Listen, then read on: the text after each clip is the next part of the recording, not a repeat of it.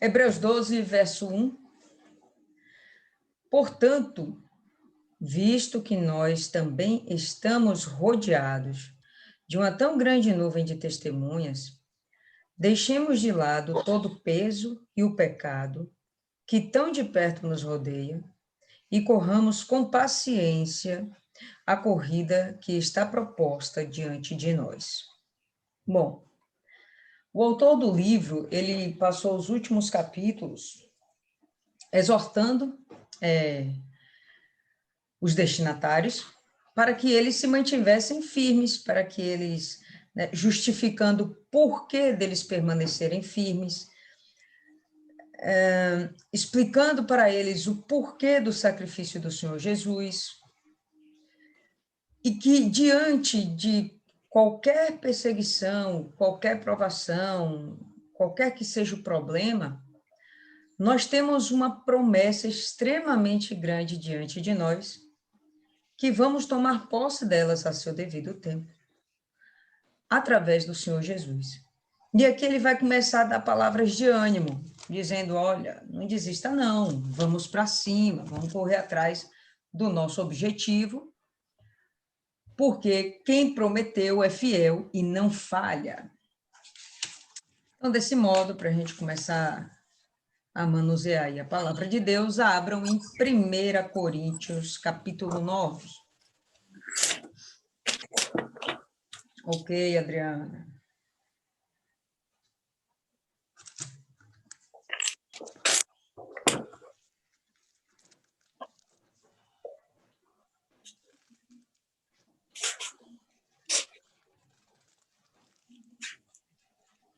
Todo mundo já abriu? 1 Coríntios 9, no verso 24. Não sabemos quem é o autor da carta de Hebreus, lembra? Mas 1 Coríntios, quem escreveu foi Paulo, e ele vai ter um pensamento muito parecido com o do autor aqui. E ele vai dizer assim, não sabeis vós que os que correm no estádio, todos, na verdade, correm, mas um só leva o prêmio? Correi de tal maneira que o alcanceis. Ele usa uma comparação com a prática de esporte, com uma competição, não é nem uma prática, uma competição esportiva, como se fosse exatamente igual àquilo que nós estamos vivendo. Estamos numa competição. Claro que a gente não está competindo entre nós, não estamos querendo saber quem de nós vai chegar primeiro nesse pódio, que é o reino dos céus, que é a salvação. Mas o que a gente quer é chegar lá. A gente não quer ficar para trás, a gente quer alcançar esse objetivo, e ele fala, olha, não desiste, porque o prêmio é para quem conclui a prova. Não é para quem chega no meio do caminho, não é para quem começa. É para quem chega até o final. É para quem não desiste, é para quem vai até o fim. A premiação só é dada aos vencedores. Então, volta aí para Hebreus, tá certo? Então, ele ainda alerta. Além de você estar vivendo essa prova, faça isso com paciência. Quando a gente tem paciência, a gente sabe o quê? Esperar. Esperar. Quando a gente tem paciência, a gente sabe esperar. Se a gente começa a ficar com ansiedade, uma das coisas que a gente não vai fazer é esperar. Uma das não. A coisa que certamente a gente não vai fazer é esperar. Vamos tomar as nossas atitudes movidas por um sentimento de ansiedade e com certeza a gente vai acabar cometendo grandes erros. Erros tais que podem ser até fatais para a nossa vida espiritual. Eu estava vendo hoje aquele caso, né? Todo mundo viu, eu acredito que todo mundo ficou sabendo, do rapaz que cometeu suicídio lá no elevador Lacerda. Eu acredito, pessoal, faz muito tempo que eu não vou para o lado de lá, mas que não deve ser fácil ele ter chegado no topo do elevador. Com certeza deve ter alguma barreira, alguma coisa que impeça as pessoas de chegar àquele lugar. Até de uma forma preventiva, né? Quando a gente tem construções desse tipo, existem todo tipo de barreiras de segurança para evitar esse tipo de fatalidade. Enfim. O cara saiu de lá da Liberdade, não foi? Segundo a notícia. Saiu de lá da Liberdade, atravessou a cidade, para chegar no elevador Lacerda. Uma coisa, velho, ele tinha na cabeça e a gente não pode negar: foco. Ele foi certeiro aonde ele queria ir. Ele não desviou para a esquerda, ele não desviou para a direita. Ele sabia o que ele queria alcançar. Ele achava que sabia o que queria alcançar. Ele queria alcançar paz. Ele queria alcançar a solução da sua ansiedade, né, a solução para a sua angústia, a solução para os seus problemas. Ele acreditava piamente, tenho certeza, que ele ia achar paz. Mas, obviamente, a gente sabe que em nenhuma religião o suicida é bem visto. E todas as religiões têm um prognóstico ruim para os suicidas. E dentro do cristianismo não é diferente, porque a gente segue a Bíblia e a Bíblia fala, né, que os suicidas não têm salvação. Pronto, a gente sabe que ele não teve salvação. Mas não é o que eu quero chamar a atenção. O que eu quero chamar a atenção é que mesmo para a destruição dele mesmo, ele teve foco, ele foi muito determinado. Quando o autor fala aqui sobre isso, visto que nós estamos rodeados de uma tão grande nuvem de testemunhas, tem tanta gente falando coisas boas para a gente, nos dando esperança, tem tanta testemunha falando coisas que nos fortalecem, nos edificam, deixemos de lado o peso do pecado, que de tão perto nos rodeia, e corramos com paciência, com foco, a corrida que está proposta diante de nós, que é alcançar a salvação. Esse cara teve foco para se destruir. Muitos cristãos, ou pelo menos muitos que se dizem cristãos, eles não têm tido o devido foco para permanecer. Um dia, 2 dias na presença de Deus é uma coisa fácil. 10 dias, 20 dias, não tem estresse. 3 anos, 5 anos, 10 anos, vai começando a ficar pesado. Mas tudo isso só acontece, o peso só vem quando a resposta também não é alcançada. Só que a nossa resposta maior, e essa tem que ser a nossa compreensão, não são as coisas aqui dessa terra, não são os nossos objetivos materiais. O nosso objetivo maior tem que ser o espiritual. O nosso foco tem que ser o objetivo espiritual. O nosso foco tem que ser a salvação da nossa alma. E no correr desse estádio que a gente está, né? Nessa corrida que a gente está empreendendo, a gente não pode chegar lá sozinho. Numa competição, o pódio pertence a uma só pessoa. O primeiro lugar pertence a uma só pessoa. Mas esse pódio que a gente quer alcançar, a gente não quer chegar só, é diferente. A gente não quer chegar sozinho, a gente quer levar um monte de gente. Nós temos obrigação de zelar pela nossa alma e zelar pela alma daqueles que nos rodeiam, daqueles que alcançarmos. Conversava com um amigo e ele dizia, poxa, será que na caminhada da Liberdade até a Praça da Sé, né, até o elevador Lacerda, será que esse cara não encontrou uma alma de Deus que pudesse mudar os pensamentos dele? Com certeza, pessoal, encontrou. Mas sabe o que falta às vezes? Muitas vezes? A sensibilidade para perceber quando uma pessoa está sedenta da palavra de Deus e sedenta de um auxílio, de um apoio, de uma ajuda. E a gente, às vezes, não consegue perceber isso, ou muitas vezes não conseguimos perceber isso, ou ter essa sensibilidade, porque estamos muito focados no nosso eu e nossa vida secular, a vida nesse mundo, trabalho, as coisas desse mundo.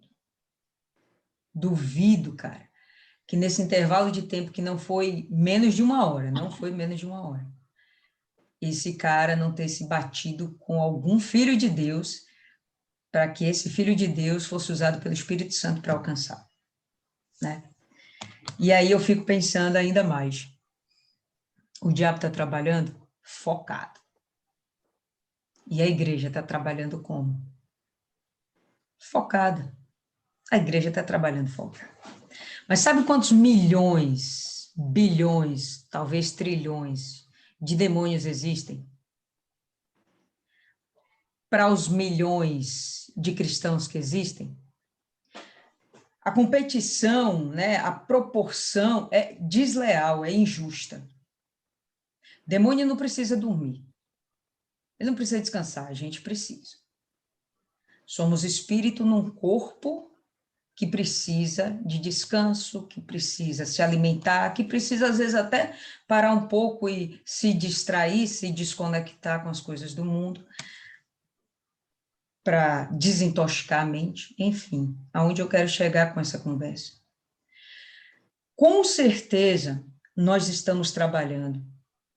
A igreja, eu tenho falado muito com preocupação na igreja, não denominação, a igreja de Cristo. Com certeza a igreja de Cristo tem trabalhado muito, trabalhado pesado, mas não tem trabalhado da forma mais correta. As armas mais fortes que nós temos, certamente não é o nosso corpo físico estando presente diante de uma pessoa. Não é. As armas mais fortes que nós temos são as armas espirituais que Deus nos deu, jejum e oração, para podermos interceder pelas pessoas. A nossa palavra, a nossa pregação, ela tem que chegar a todo mundo, ao maior número de pessoas que pudermos alcançar. Mas a gente não vai alcançar todo mundo, pombas, por quê? Porque somos poucos, né? Assim que fala a palavra, né? A seara é grande, mas poucos são os ceifeiros. Somos poucos, e somos poucos que precisamos ainda repousar. Em um dado momento, a gente vai ter que parar. E nessa história, a gente vai perder longe para o diabo. Vamos perder longe. Principalmente porque a gente não usa com a devida intensidade e sabedoria as armas da fé, o jejum e a oração. Porque enquanto a gente está dormindo, no mundo espiritual, a nossa oração está ecoando. No mundo espiritual, o jejum está fazendo efeito. Uma alma dessa, quando é perdida, ela não é perdida só por causa do rapaz. Ela é perdida porque todos nós falhamos. Todo o corpo de Cristo falhou em ajudar aquela pessoa. Óbvio que a gente não vai ganhar todos. Não vamos ganhar todos. Mas essas coisas absurdas, isso deixa a gente com a mente pensativa, no mínimo. Será que eu não poderia estar lá? E olha que a gente está vendo uma sucessão de fatos, de aberrações, de coisas muito estranhas, onde fica parecendo que o poder da igreja está diminuto, né? Que não está sendo eficaz. A gente viu a morte lá daquele soldado, Wesley, lá na Barra. Foram mais ou menos umas 4 ou 5 horas de agonia daquele rapaz. Não teve um cristão para chegar lá?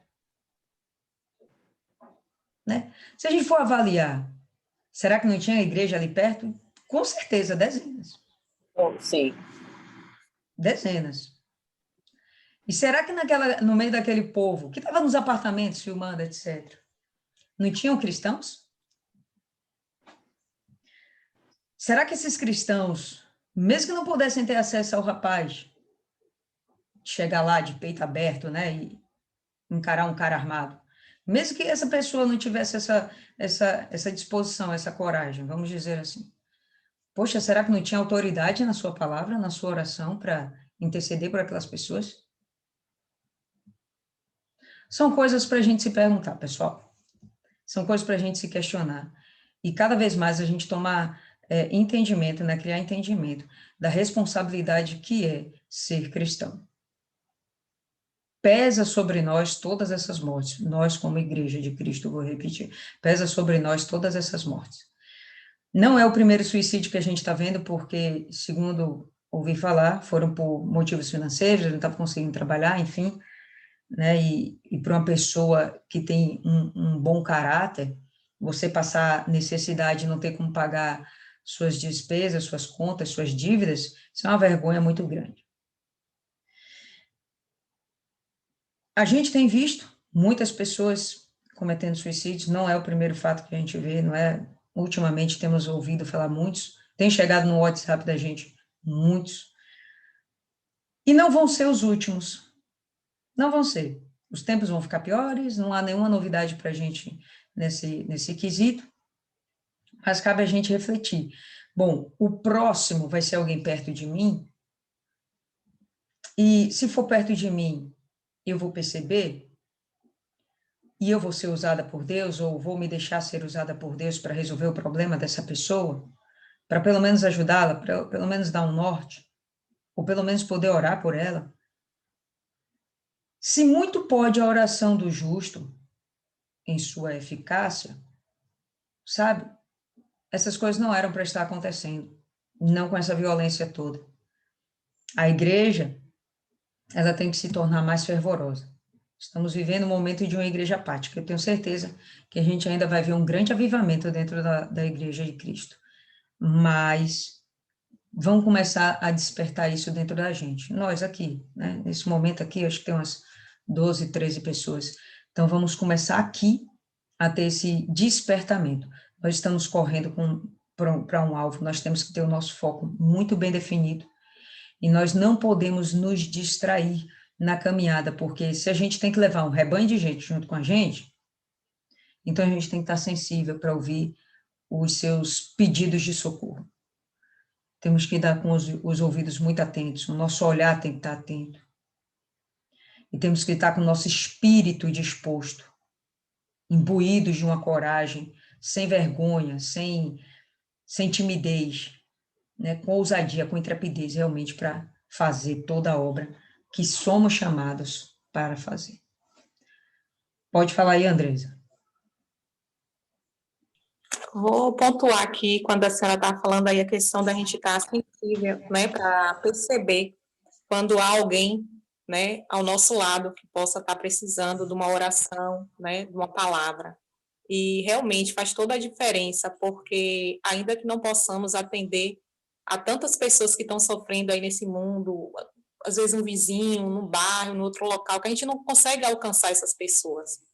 Mas às vezes entre a gente pode ter alguém e que a gente não vai estar sensível para perceber, né? Se a gente realmente não tiver em espírito, não estiver vivendo em propósito, a gente não vai perceber o sofrimento, a necessidade daquele irmão que está próximo da gente. Eu estou falando isso porque alguns minutos agora agradeço a Deus, claro, o Espírito Santo, por ter me usado e não creio só que ajudou, mas com certeza foi o que a senhora acabou de dizer, dar um norte para a pessoa, para o que ela iria praticar, que não condiz com a palavra de Deus. Pessoa que não precisa citar nome, nada, a gente conhece, e era algo assim que, tipo, primeiro momento eu nem acreditei que a pessoa iria fazer aquilo, né? Mas eu nem dormi ontem, mas a importância da gente estar vivendo o propósito, a gente estar orando uma pelas outras do grupo, que é o que eu estou vivenciando essa semana, o jejum, né, que eu já fiz essa semana.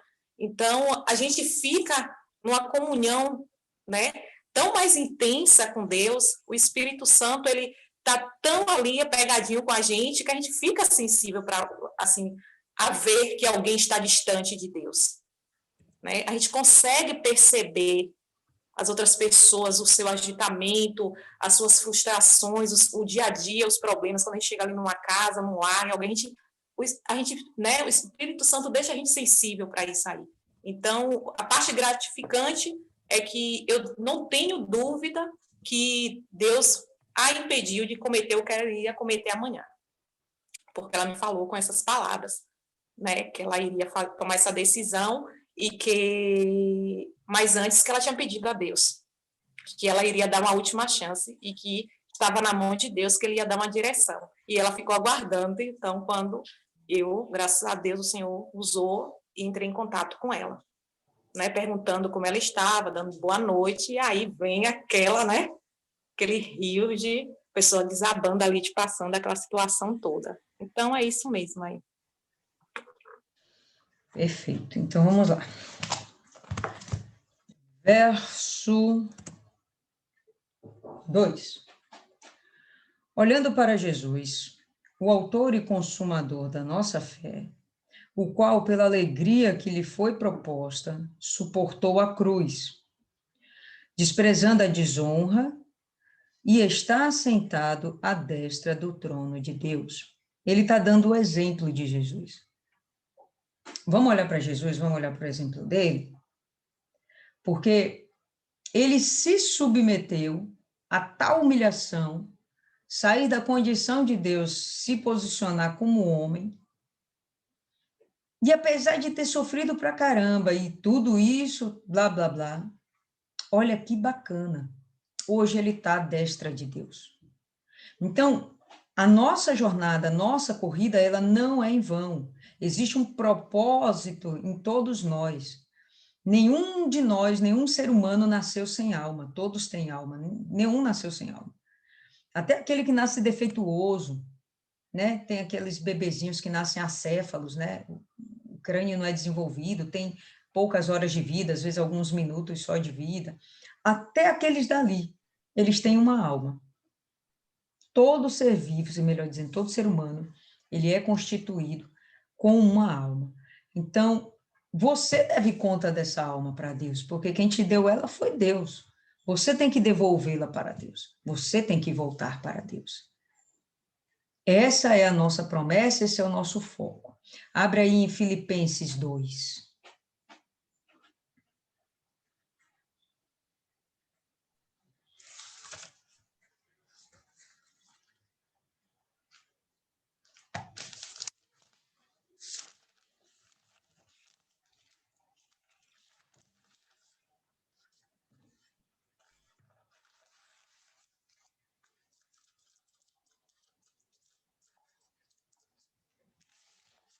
Todo mundo já chegou aí? 2, verso 5. 2, verso 5. Tende em vós o mesmo sentimento que houve também em Cristo Jesus. Ele está dando a orientação. Tenha dentro de você o mesmo sentimento que teve dentro do Senhor Jesus. Pois ele, subsistindo em forma de Deus, ele sendo Deus, não julgou como usurpação o ser igual a Deus.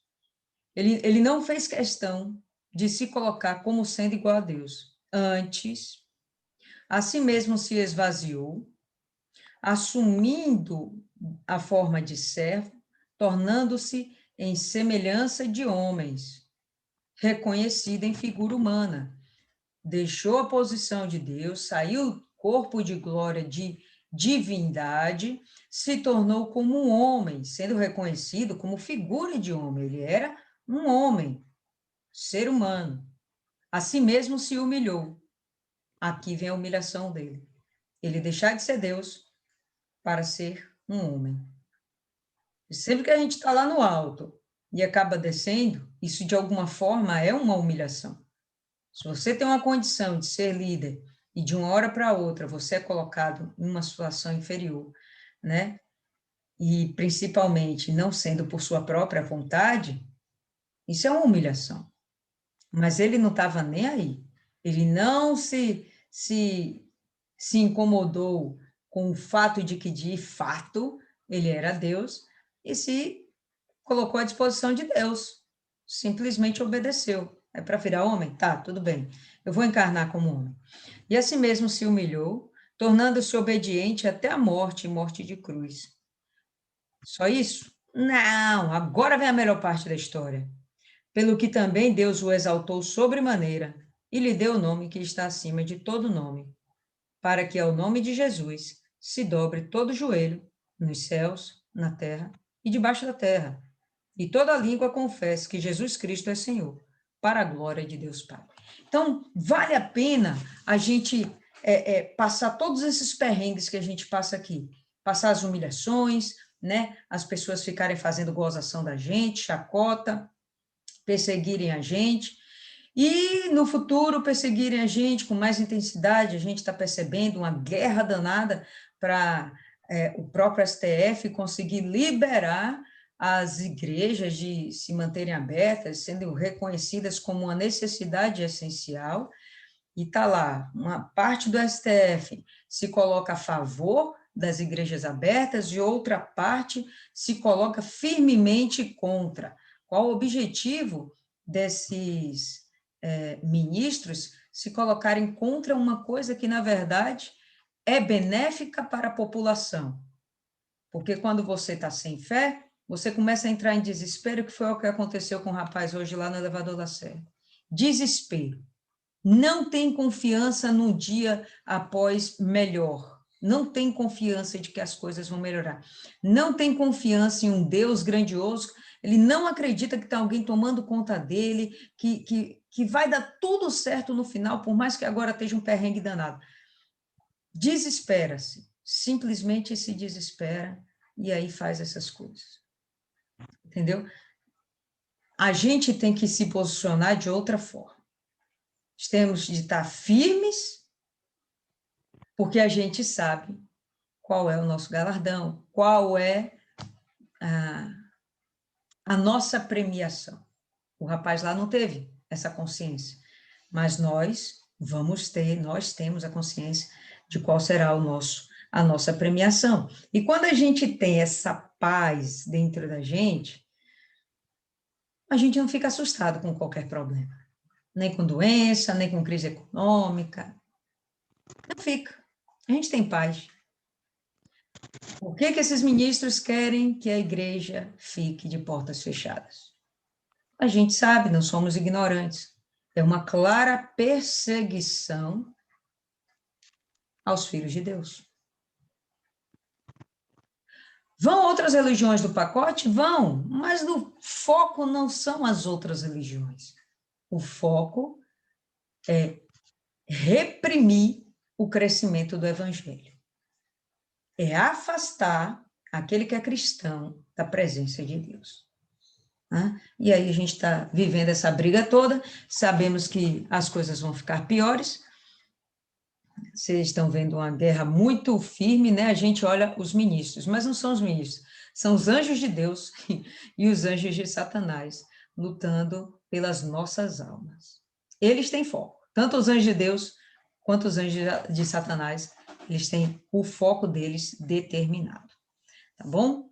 Então, volta aí agora para Hebreus, vamos aí para o verso 3.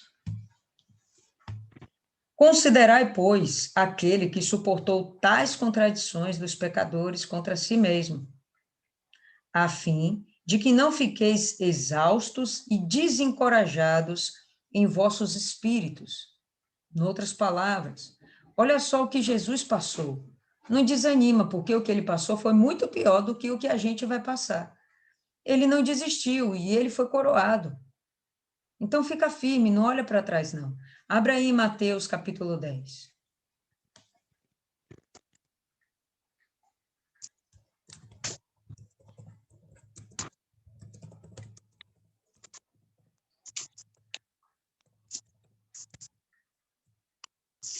Dez? 10. Mateus 10, verso 24. Todo mundo? Então vamos lá. O discípulo não está acima do seu mestre, nem o servo acima do seu senhor. Em outras palavras, não acredite que as coisas vão ser mais suaves para a gente do que foi para Jesus. O mesmo consolador que ele tinha, pela misericórdia de Deus, nós temos hoje também, o Espírito Santo.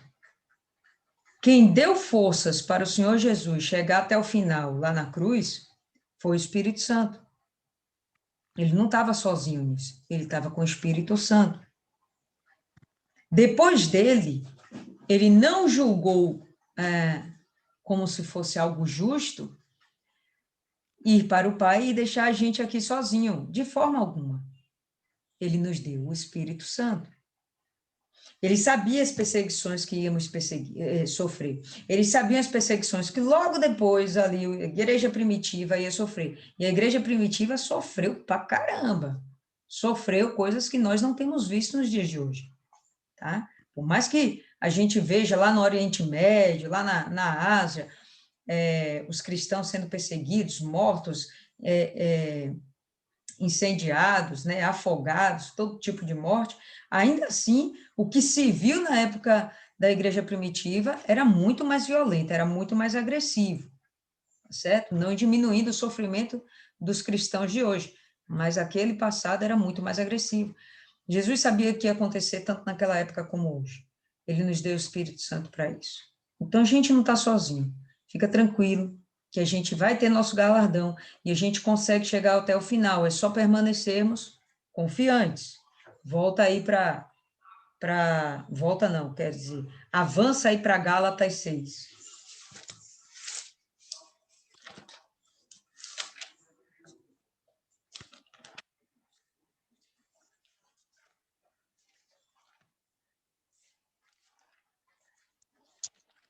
Todo mundo já chegou?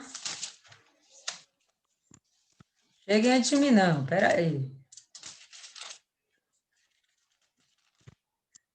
Já cheguei, não chegaram ainda não, né?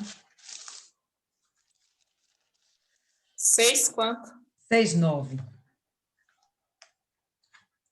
Não nos cansemos de fazer o bem, porque a seu tempo ceifaremos, se não desfalecermos. Como foi que Jesus viveu aqui nessa terra? A passagem dele aqui, qual foi o foco dele aqui? Preservar a alma dele para a salvação? Não, de qualquer sorte ele já seria salvo. Não tinha dor de cabeça, entendeu? Ele veio para cumprir a vontade de Deus. Qual era a vontade de Deus? Resgatar as almas das mãos de Satanás. Qual era a vontade de Deus? Tornar possível o perdão dos pecados da humanidade. Qual era a vontade do Senhor Jesus? Fazer o bem a todos, de uma vez só, da forma mais eficaz possível. Qual, então, a nossa direção nesse momento, né? Conhecemos Cristo, o que a gente tem que fazer? Guardar nossa alma para a salvação e salvar. Vamos fazer o bem a todos. Fazer o bem é fazer caridade? Também. É o principal? Não. Não é o principal tirar a fome das pessoas. O principal é fazer com que as pessoas tenham suas almas entregues no altar de Deus. Esse é o principal. Então, vocês vejam que no texto, o autor vai falando da sua obrigação de permanecer firme e sua obrigação de manter os demais firmes, não desfalecendo. Não é para a gente desfalecer, e assim a gente vai resgatar muita gente. Volta aí para Hebreus, verso 4. Não entendi, é o quê? Hebreus, verso 4, volta aí, 12:4.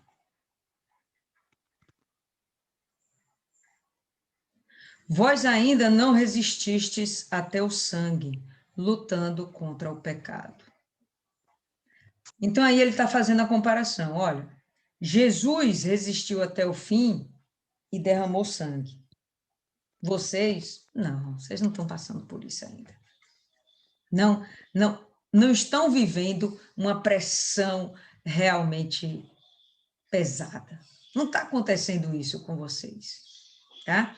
Vós ainda não resististes até ao sangue, lutando contra o pecado. Jesus, sim. E olha, a gente acabou de ver em Mateus, nenhum servo é maior que seu senhor. Então, o que ele passou, a gente vai passar. Se houve até necessidade de ser derramado sangue, pode acontecer que isso seja necessário que façamos também. E aí, quando isso acontecer? Bom, quando isso acontecer, a gente vai estar lá de pé. fazendo o que for necessário, mas confessando o nome do Senhor Jesus Cristo até o fim. E vós esquecestes da exortação que vos fala como a filhos.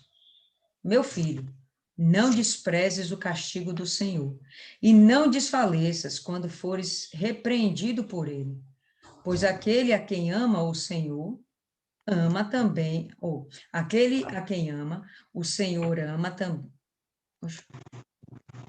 Pois aquele a quem o Senhor ama também castiga, e açoita cada filho que recebe. Quando ele fala isso aqui, ele está falando da forma de Deus amar, como um verdadeiro pai.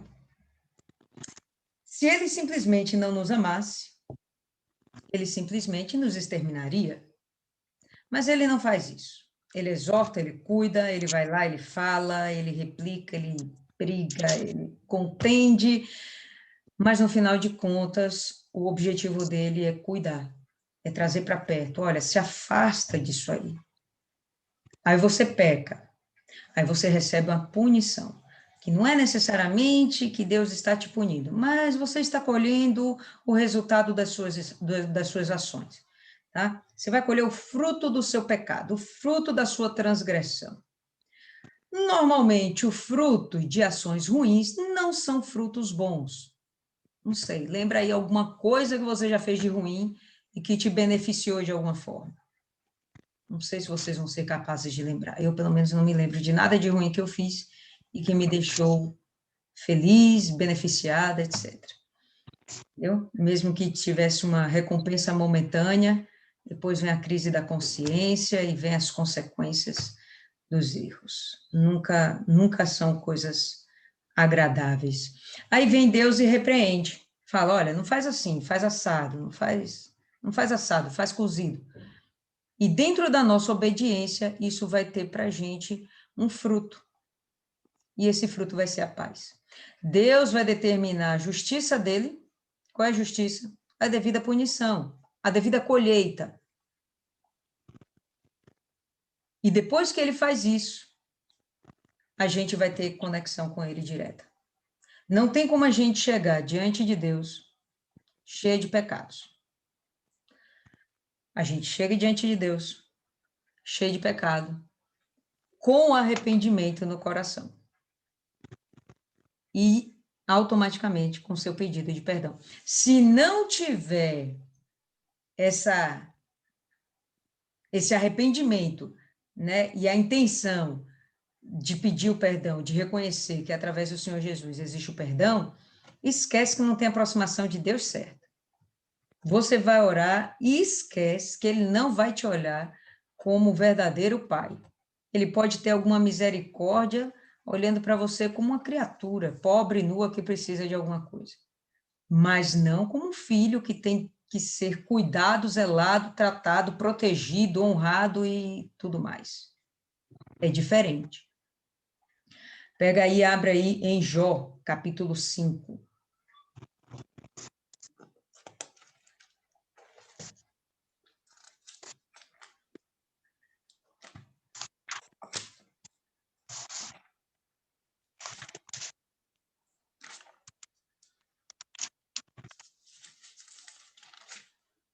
Capítulo 5, todo mundo achou?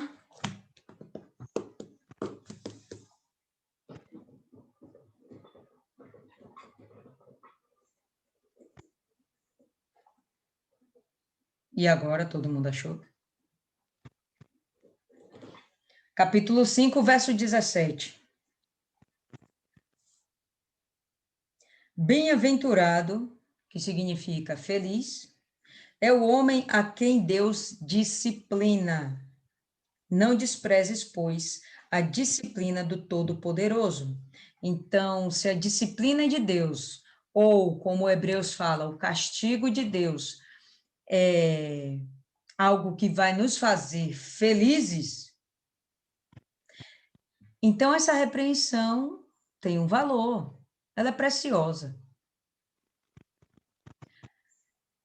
Antes de a gente ficar zangado, insatisfeito, triste, por outra, a gente pode até sentir por algum momento, né? ressentido, humilhado, envergonhado, mas a principal motivação da exortação, né, da disciplina, é justamente a gente se achegar a Deus. Se a gente não passar pela repreensão, a gente vai continuar pecando o tempo inteiro.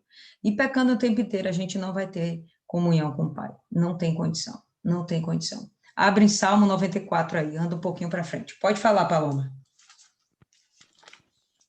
Isso me lembrou um pouco o que a gente tinha falado em relação a Saul, né? Porque enquanto Deus ainda sondava o coração dele e via que ainda existia a possibilidade, ele repreendia, né, Saul, de todas as formas possíveis, dando todas as oportunidades, porque a repreensão dele eu vejo como uma oportunidade para que a gente consiga reconhecer o que é que a gente tem feito de errado, né? E, infelizmente, Saul chegou a um ponto onde Deus viu que nenhuma repreensão seria o suficiente para que ele, de fato, de verdade, pudesse se voltar para Deus. Então, ele foi e desistiu, né? Exatamente. E acabou que ficou para trás, né? Saul acaba sendo perdido, infelizmente. Saul acaba sendo perdido. O objetivo de Deus é salvar todos, né? Ele não tem nenhum prazer na morte do iníquo, mas ele não vai fazer injustiça. Cadê? Abre aí, abriu o Salmo 94? Pronto, verso 12. Bem-aventurado o homem, Senhor, a quem tu repreendes, a quem ensinas a tua lei. Então, a repreensão dele passa pela palavra. Passa pela palavra. A gente tem que ter domínio da palavra, para que a gente venha compreender o porquê estamos sendo repreendidos. Vamos mais adiante, Provérbios 3.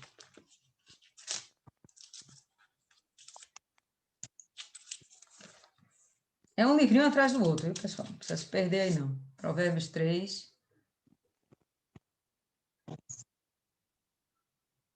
Verso 11.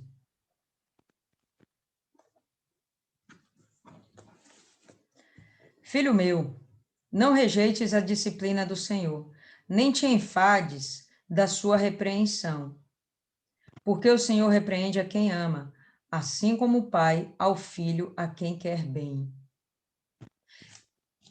Aí a gente vai vendo essa relação que Deus faz essa comparação, né? O Espírito Santo faz essa comparação da relação de Deus Pai com nós, filhos, seres humanos, e do próprio Pai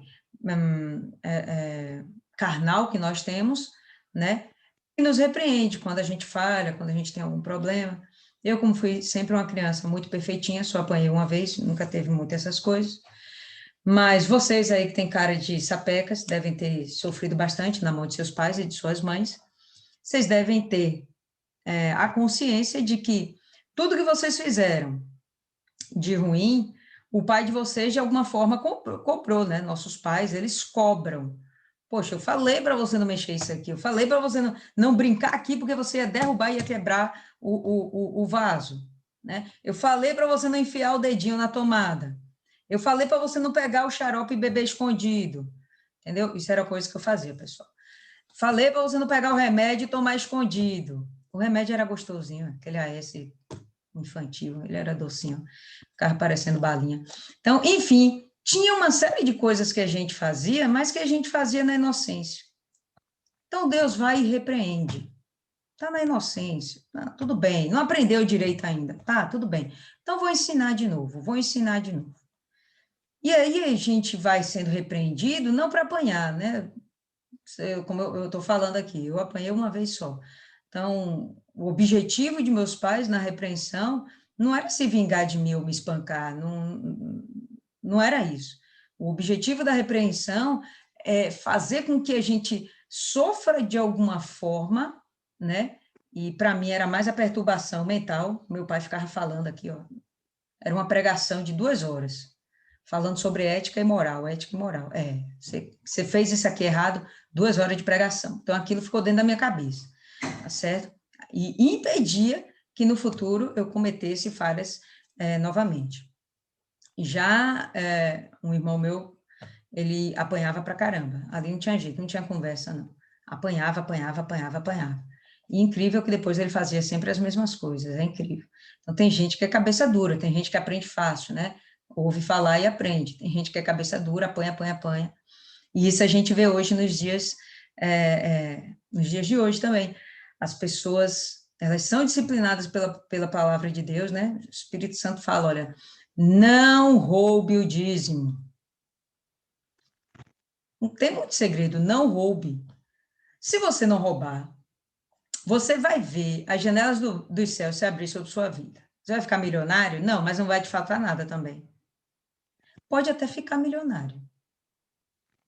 Isso vai da vontade de Deus.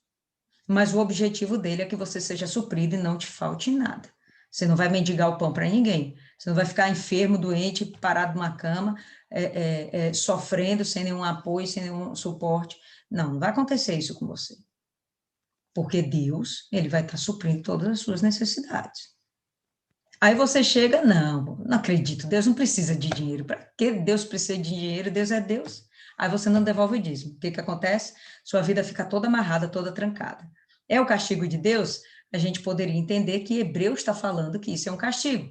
Mas a gente vai entender como está em Provérbios, como está em Salmos, como está em Jó, que isso, na verdade, é a colheita. E Deus já te exortou antes para que você não sofresse com o fruto do seu pecado.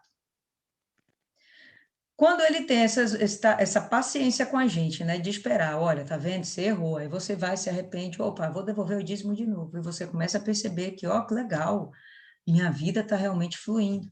Se você mais uma vez abandona e para de devolver o dízimo, aí as consequências já vão ficando cada vez mais sérias. E vai entrando naquela história do Saul, seu coração vai ficando endurecido de tal forma que Deus não vai achar mais espaço para falar com você. E não achando espaço para falar com você, você não vai se arrepender do seu pecado, porque você nem vai reconhecer que é pecado. E aí você vai acabar perdendo a salvação. Pode falar aí, Paloma. Tô abusando não, né, dona Lívia? Não, de forma alguma. Então, assim, essa parte também me lembra, assim, o momento que a gente está vivendo hoje, porque criou-se uma frase chamada "tá me julgando", e a partir dessa frase, muitos estão deixando, e muitos, eu me incluo, inclusive, às vezes deixam se levar, e às vezes essa repreensão de Deus pode vir através também de outras pessoas, porque a gente tem que ter a sensibilidade, sim, de escutar o Espírito Santo. Às vezes, por exemplo, eu vou mandar uma mensagem, às vezes é uma coisa tão simples, e Deus fala, não mande não. Aí eu, tipo, não entendo agora, mas depois até ele mesmo me mostra. E além disso também, existe a repreensão das pessoas. Por exemplo, às vezes quando a gente foi conversar, determinadas vezes, aí eu falo uma coisa e não que a senhora vai me repreender de maneira dura, mas a senhora discorda, me mostrando uma visão diferente sobre aquilo. Aquilo ali, querendo ou não, é uma repreensão. Porque e assim, hoje em dia, você às vezes vai falar determinada coisa com as pessoas e a primeira palavra, a primeira frase que você escute é: ah, tá me julgando? Ah, isso aqui é porque você está me julgando. E justamente, infelizmente, essa frase, essa pergunta deixa mais ainda a vontade de Deus de lado, porque a primeira coisa que a gente pensa é que está julgando, quando na verdade, talvez não, acredito que 100% das vezes é o próprio Deus querendo mostrar para a gente não fazer algo, querendo que a gente enxergue determinada coisa com outros olhos, quando a gente estava vendo com maus olhos, até mesmo dentro da igreja a gente faz um comentário sobre alguma coisa que aconteceu, e aí quando eu faço aquele comentário, outra pessoa faz o comentário, aí vem alguém e diz, não, mas talvez foi isso e aquilo. Então, entra a repreensão para que a gente possa passar a olhar com outros olhos e a gente não venha cometer o pecado, mesmo sem saber, né, que seria um pecado. Exato. Muitas vezes a gente faz na inocência, entendeu? Mas a proporção que você vai tendo conhecimento da palavra de Deus, então você vai perdendo essa inocência. Aí você já vai sendo passível de ser réu de seus próprios atos. Então, a gente tem que ter essa compreensão. Enfim, vamos voltar ao que o autor fala, né? O autor chega, vamos memorizar aqui. né? O autor diz que a gente tem que manter um foco, que dentro desse foco existe um galardão, existe uma premiação, a gente tem que se manter firme, olhar para o exemplo de Cristo, perceber que ele permaneceu dentro da obediência a Deus, mesmo que ele tenha se humilhado de inúmeras formas, mas ele não fez questão de ser considerado Deus nesse momento, porque ele tinha amor às almas, porque ele queria fazer o bem a toda a humanidade, ele entende que ele foi esse veículo de Deus para conseguir fazer o bem a toda a humanidade, e ele agora vai falando, olha, independente de tudo que você vai viver, toma cuidado, porque nesse momento que eu estou te exortando e te chamando a atenção, é o próprio Deus falando contigo. Persevera, persiste, não desanima, não desanima, porque com isso você pode estar perdendo muita coisa. Se você desanimar, você pode estar perdendo a sua própria salvação. Então, volta aí para Hebreus, verso 7, né? Se suportais o castigo, Deus os trata como filho, pois qual é o filho a quem o pai não castigue? Sempre o pai vai ser superior ao filho, sempre, sempre, sempre. Entendeu? Por isso que pai aí que é pai, mãe, vocês aí que são mães, os filhos estão adultos, tudo grande, já casado, com seus trabalhos, não depende de nada de vocês, mas aí vocês olham para os meninos, meu filhinho, como se fossem bebês, crianças. Não é que eles sejam crianças, mas é que você é mais. Você já tem uma experiência maior de vida, você já tem um conhecimento que está muito além do dele, você tem uma capacidade de orientá-lo superior à capacidade dele mesmo de tomar as próprias decisões. Então, assim sendo, se você exorta o filho, sempre, pelo menos em princípio, né, vai ser para o bem. Vai ser sempre nesse sentido, não é o filho exortando o pai, é o pai exortando o filho, é o pai dando a direção, é o pai ensinando.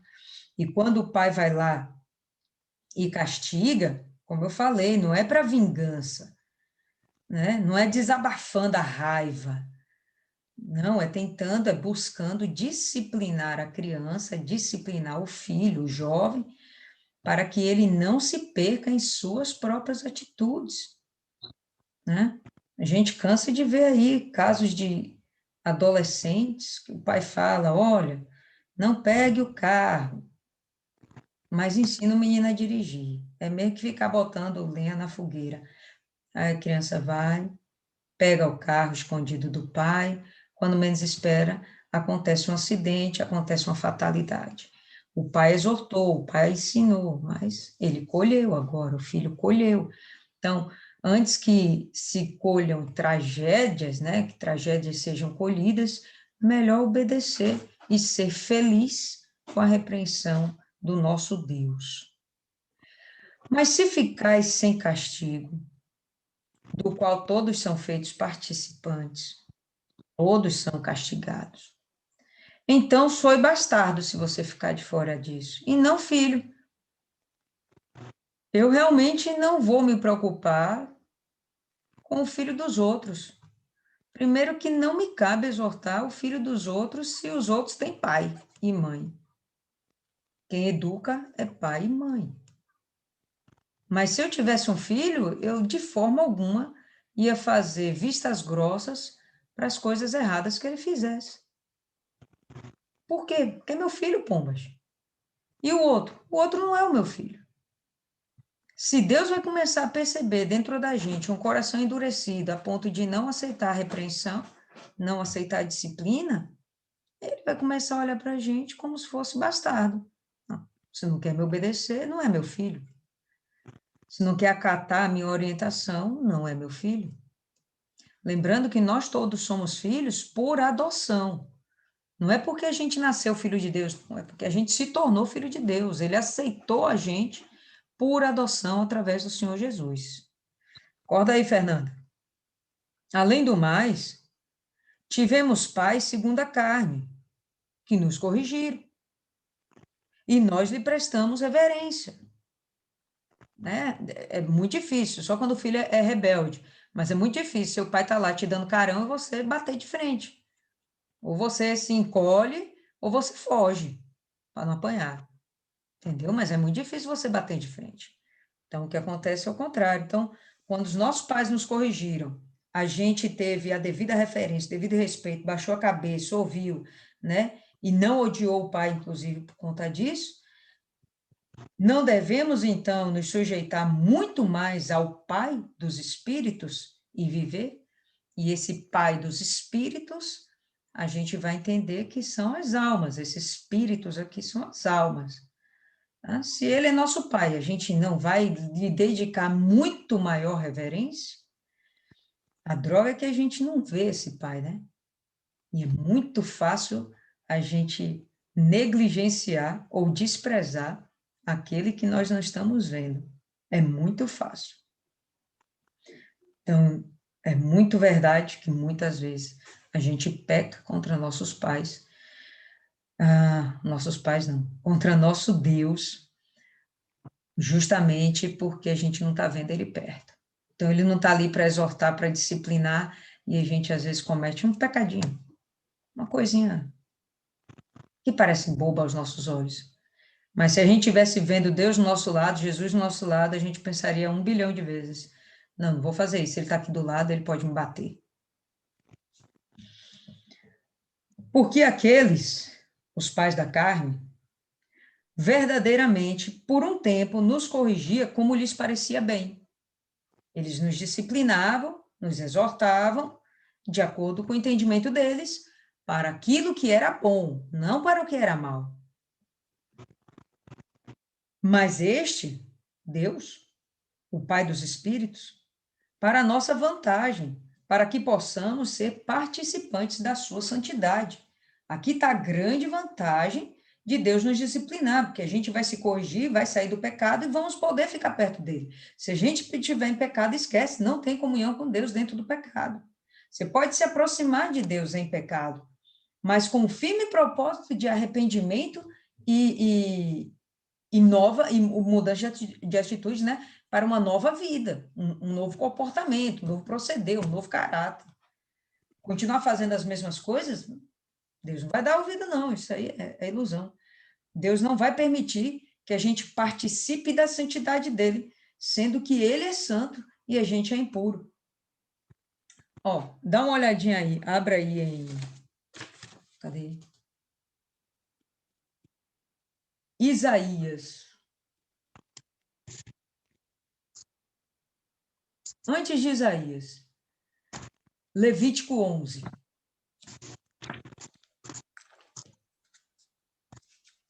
Bem, Levítico 11.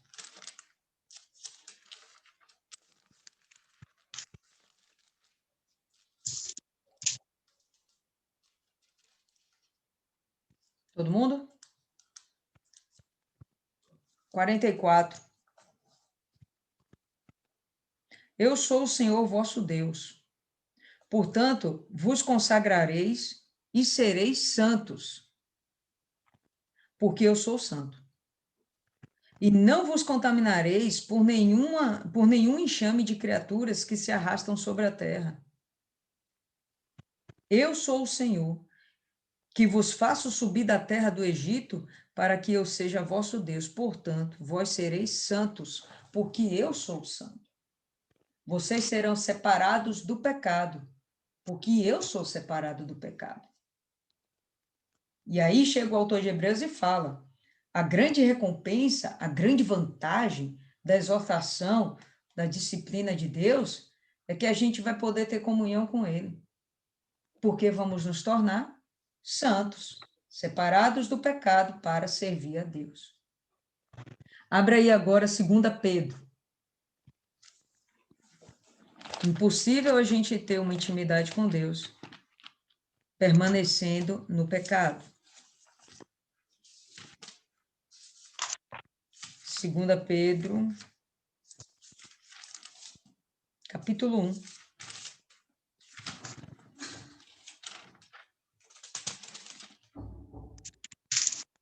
Verso 4. Todo mundo achou?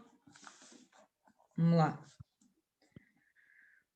Pelas quais nos têm sido doadas as suas preciosas e muito grandes promessas, para que por elas vos torneis co-participantes da natureza divina, livrando-vos da corrupção das paixões que há no mundo. Quando ele chega e faz isso aqui, né, Pedro dá essa direção, que ele está querendo dizer é o seguinte, olha, através da glória, da virtude de Deus, a gente tem preciosidade na mão, a gente tem uma herança, a gente tem um tesouro. Qual é esse tesouro? Nós vamos, né, com essa grande promessa, com esse tesouro, nós vamos nos tornar coparticipantes da natureza divina. A gente vai perder a natureza carnal, a natureza humana. A gente vai ter uma natureza divina.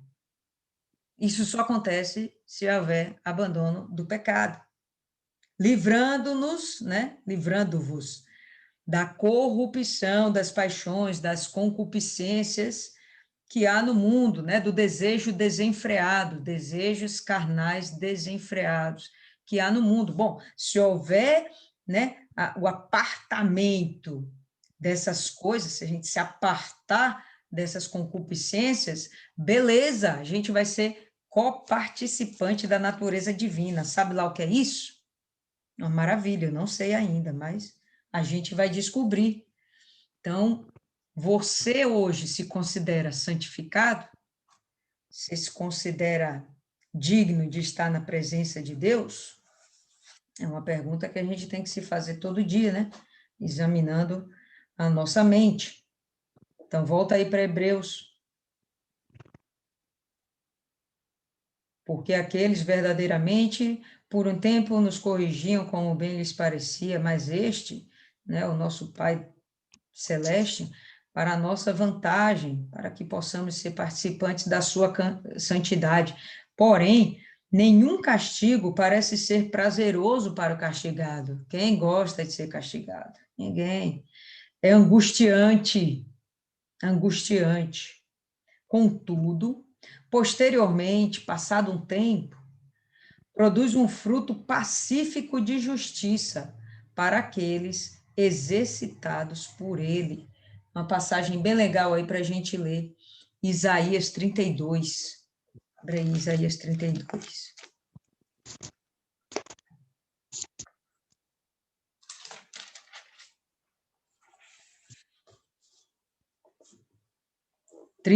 Verso 17. Todo mundo?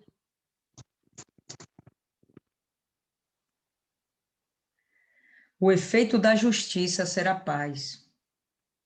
O fruto de justiça, repouso e segurança para sempre. Pessoal, qual é a justiça aqui? Fala aí. A salvação? Não. Pensa.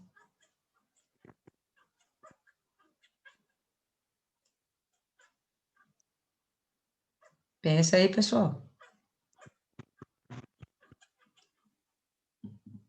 Eu não entendi. Qual é a justiça aqui que ele está falando? O efeito da justiça. Que justiça?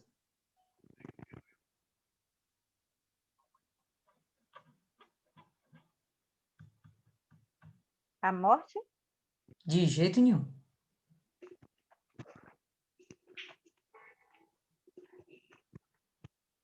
Eita, vocês estão dormindo mesmo, né, velho? Tá amarrado isso aí. Tô pensando em mudar a nossa... A repreensão? Boa, Cristiane acordou, oh, glória a Deus. Só porque eu disse que ia mudar para 3 horas da manhã. Para aí todo mundo ficar, ó, aceso. Depois que acordar, não dorme mais. Exatamente o efeito da repreensão, o efeito da disciplina. Vai gerar justiça. Ponto, você pagou agora por suas falhas, por seus pecados, você já pagou pelo seu erro. Sejam quais forem as consequências, pronto, está pago. Você está justificado agora. Agora você está justificado. E aí agora? O que vai acontecer? Você vai ter paz. Está tranquilo. Está em paz. Quando a gente chega todo podre, aí a gente crê na mensagem do Senhor Jesus, automaticamente a gente recebe o benefício do sacrifício que ele fez. Ele sofreu as consequências no nosso lugar. Ele sofreu a justiça em nosso lugar. Somos justificados. Qual a consequência disso? Somos perdoados, havendo, obviamente, um claro arrependimento, somos justificados. E aí a gente vai ter o fruto da justiça, que é a paz. As pessoas que não têm paz, elas ainda não estão bem resolvidas consigo mesmas. Elas sabem que elas fizeram coisas erradas, elas sabem que elas estão fazendo coisas erradas, elas sabem que elas estão distantes de Deus. E isso tem um peso na vida delas. A consciência fica perturbada. Depois que a gente pagou nosso preço, sofreu nossas consequências, a gente teve que perdoar, liberar perdão, teve que ir lá se humilhar para os outros, pedir perdão, teve que reconhecer nossos erros, teve que quebrantar o nosso eu, né? Teve que arrancar o orgulho, cultivar a humildade, essas coisinhas todas aí. Pronto. Quando a gente fez isso, a gente pagou o preço. Pagamos o preço. Pronto. Aí a gente agora vai ter paz. E o fruto da justiça, repouso e segurança para sempre. Aí a gente tem paz para sempre, né? Vem a perturbação, vem tudo, vem Covid, né? Vem crise financeira, vem terceira guerra mundial, e a gente está em paz, está tranquilo. A gente sabe qual é a nossa recompensa. Volta aí para Hebreus. Então, porém, nenhum castigo parece ser prazeroso para o castigado, mais angustiante. Contudo, posteriormente, produz um peso pacífico de justiça, peso de paz para aqueles exercitados por ele, para aqueles que passaram pelo processo da justiça de Deus. Portanto, levantai as mãos que se encontram cansadas e os joelhos fracos. Opa, até aqui ele estava dizendo para você ser forte. Agora ele está dizendo para você fortalecer os outros. Conseguiu perceber isso aí? Abre aí em Jó, capítulo 4.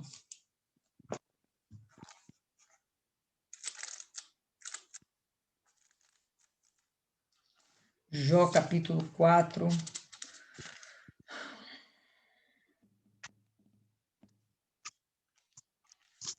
No verso 3. Todas.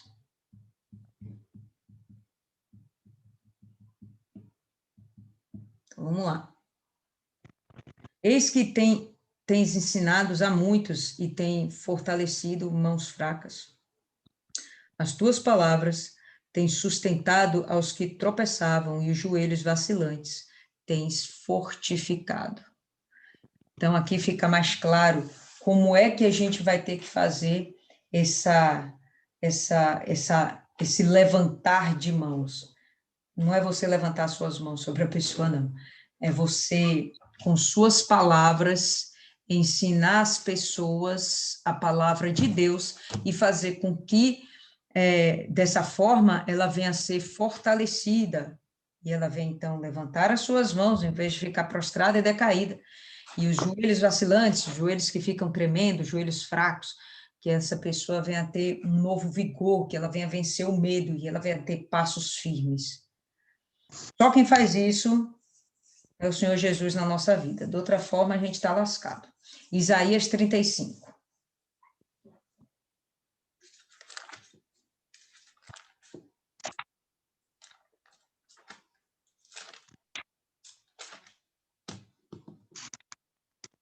Verso 3. 35, verso 3. Todo mundo? Vamos lá. Fortalecei as mãos frouxas e firmai os joelhos vacilantes. Dizei aos desalentados de coração, sede fortes, não temais. Então, como é que você vai fortalecer as mãos frouxas, os joelhos vacilantes? Dizei aos desalentados de coração, sede fortes, não temais. Eis o vosso Deus, você vai apresentar Jesus para essas pessoas. A vingança vem, a retribuição de Deus. Ele vem e vos salvará. Se está passando perrengue agora, se está passando aperto, a situação está difícil, de qualquer forma, você parece estar tendo perdas, está perdendo o casamento, está perdendo a vida financeira, está perdendo a saúde, seja lá o que for. Não fica assim, não. Deus está vendo tudo isso. E ele vai dar a sua retribuição, segundo a manifestação de fé sua, tá? Então, se você for permanecer na fé, você vai ser curado, vai ser limpo, vai ser salvo, tá tranquilo. E aqueles que querem o seu mal, eles vão sofrer também a devida disciplina, para o bem deles. Se eles aceitarem a correção, vão ser tratados também por Deus e vão ser salvos. Caso contrário, e aí continua. Então, se você disser ao desalentado, sede forte, não tem mais, eis aqui o vosso Deus. Então, se abrirão os olhos dos cegos e se desimpedirão os ouvidos dos surdos. Os coxos saltarão como cerros e a língua dos mudos cantará.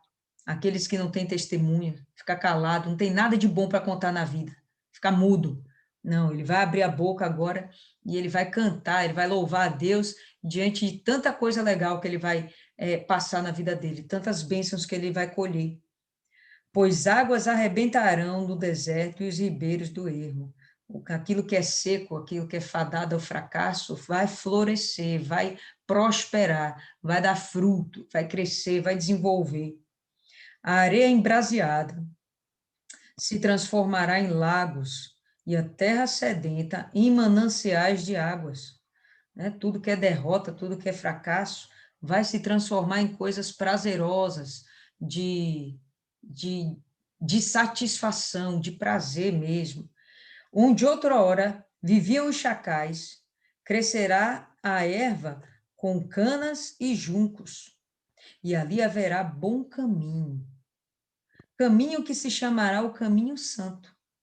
O imundo não passará por ele, pois somente para o seu povo, quem quer que por ele caminhe, não entrará, pois será somente para o seu povo. Quem quer que caminhe por ele, não entrará, nem mesmo o louco. Então, vamos parar por aí. Olha só que promessa legal, muito bacana. Isso depende de quem? De mim. Isso aqui não depende de Deus, não. Deus não está falando com anjos, não. Deus está falando com a gente. Deus não falou aqui com o Senhor Jesus, não. Ele falou com a gente. Somos nós que temos que ir lá e fortalecer aqueles que estão fracos. E aqui o autor de Hebreus está falando a mesma coisa. Olha, em vez de vocês ficarem fracos, se fortaleçam, tá? Porque o que espera pela gente é muito glorioso. Não vale a pena a gente parar por aqui nem retroceder, não. Vamos dar uma de criança, vamos dar uma de medroso, de covarde, vamos avançar. E tem mais. Quem tiver pelo caminho, vá lá, levante, cuide e traga para junto da gente. Porque não pode ficar ninguém para trás. Entendeu? Essa vai ser a mensagem dele. E fazei caminhos retos, volta para Hebreus, pessoal. E fazeis caminhos retos para os vossos pés, para que o que manqueja, né, aquele que está vacilando, aquele que não está conseguindo andar direito, aquele Raimundo, né, um pé na igreja, outro no mundo, aquele que está vacilante, não se desvie para fora do caminho, mas que seja curado. Isso vai acontecer por causa da gente. Quem vai fazer o milagre aqui na vida dessas pessoas vai ser o Senhor Jesus, mas só vai acontecer por causa da gente, né? O milagre não aconteceu na vida daquele rapaz hoje no elevador na Lacerda, porque não teve uma de nós para estar lá fazendo o que deveria ser feito, ajudando aquele que estava enfraquecido, vacilante. A gente vai parar por aqui hoje, pessoal, tá? O restante do capítulo a gente continua no sábado. Então, uma mensagem muito forte, muito bacana. E só para a gente completar, faz o seguinte, abre aí em Provérbios. Provérbios 4. Provérbios 4.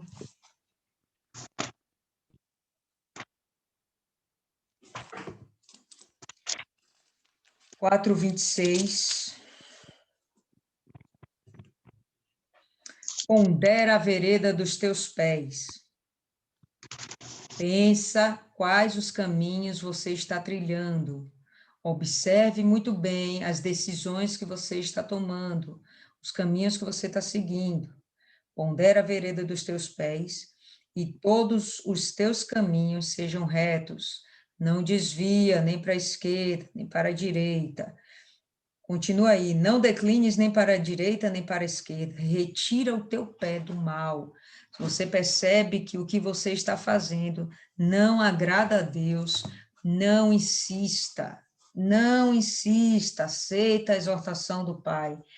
Abre em Gálatas 6 agora e vamos finalizar. Gálatas, capítulo 6.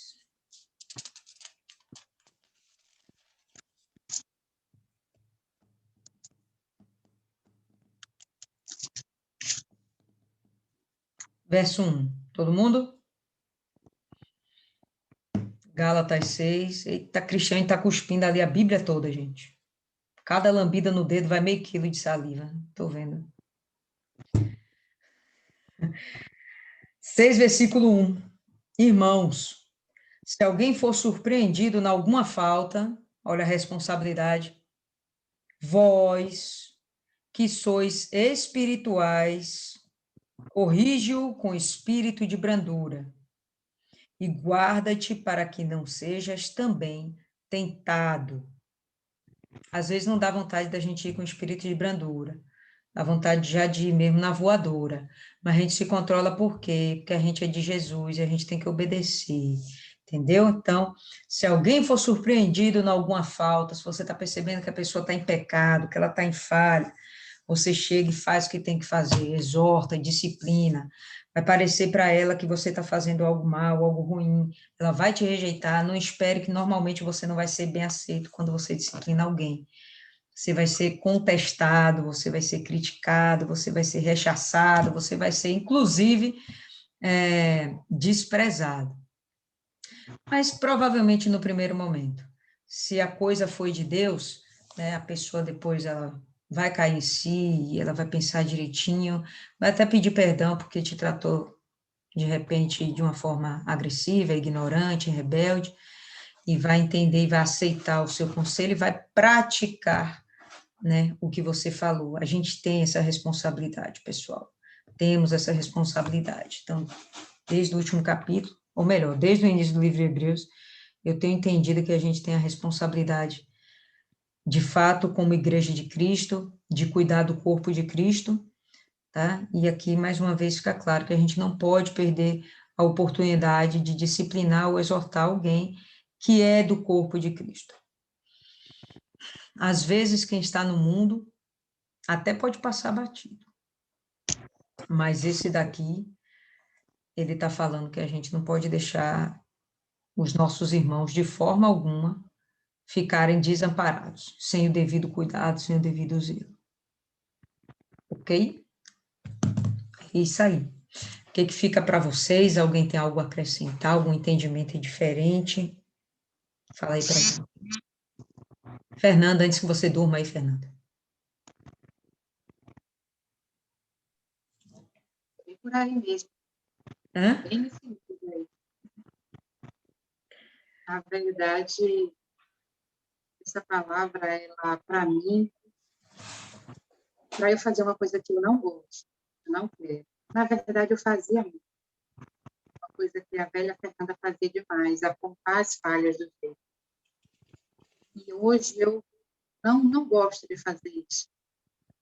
Eu vejo muito as minhas falhas. E quando eu vejo as minhas falhas, eu não me dou o direito de apontar de ninguém, mesmo que seja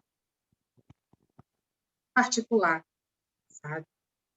Sim, a gente vê coisinhas lá e cá e tal. Na nossa caminhada, se tomar proporções, pode nos fazer tropeçar, mas eu... Então, essa palavra é para eu continuar meditando, para que o Espírito Santo mostre para mim um momento de eu ir lá e fazer, porque até então eu não gosto, porque eu já vi, vejo e já conheço um pouco das reações das pessoas. Então, não é para eu não perder a amizade, tal. Não é por isso. é até mesmo para que eu não me sinto em condições de falar para a pessoa, e também porque muitos não estão abertos, né? Não são solos férteis, não são receptivos para ouvir, para refletir. Alguns ainda tentam fazer de conta que aceitou o e outros ainda eu sei. Então, você vê que o solo está rochoso,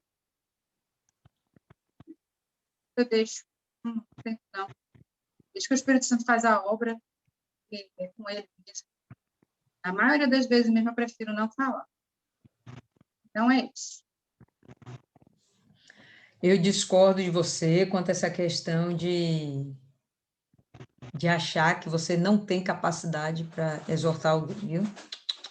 Cada um de vocês aqui já tem capacidade de sobra.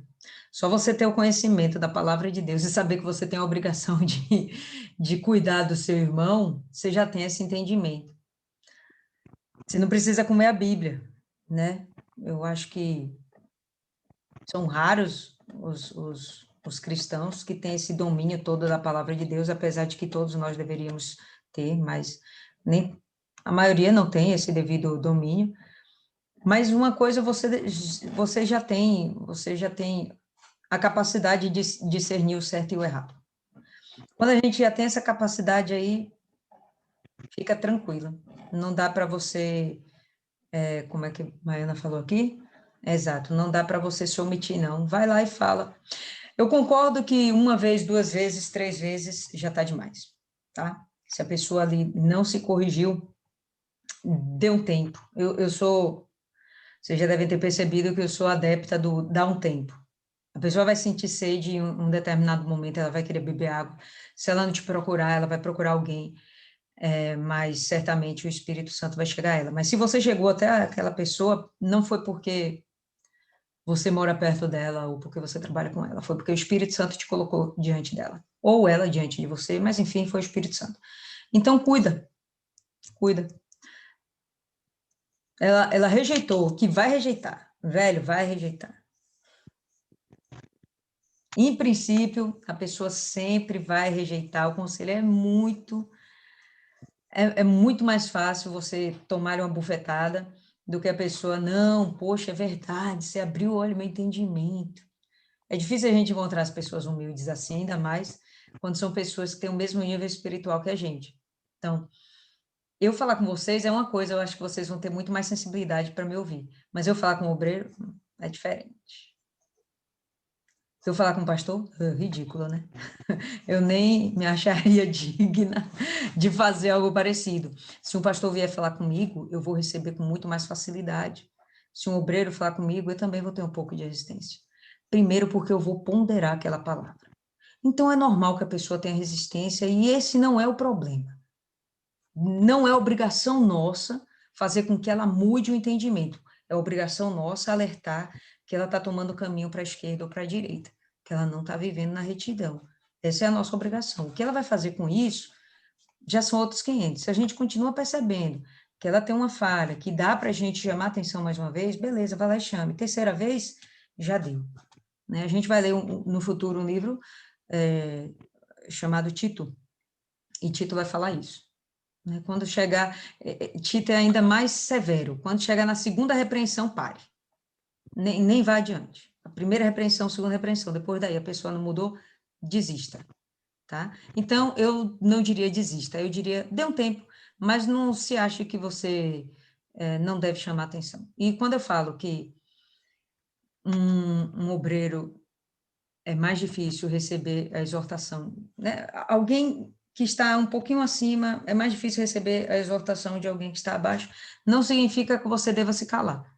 Então, se vocês, por exemplo, me viram que eu estou fazendo algo errado, não se cale não, velho, fale. Eu vou ponderar. Pode ter certeza que eu vou ponderar. Hã? Peça isso não, irmão. Pode falar, tem dor de cabeça nenhuma, não.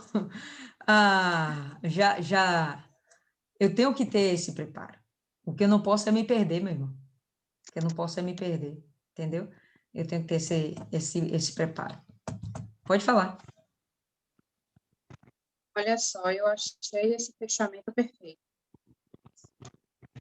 Esse versículo de Gálatas, eu achei perfeito.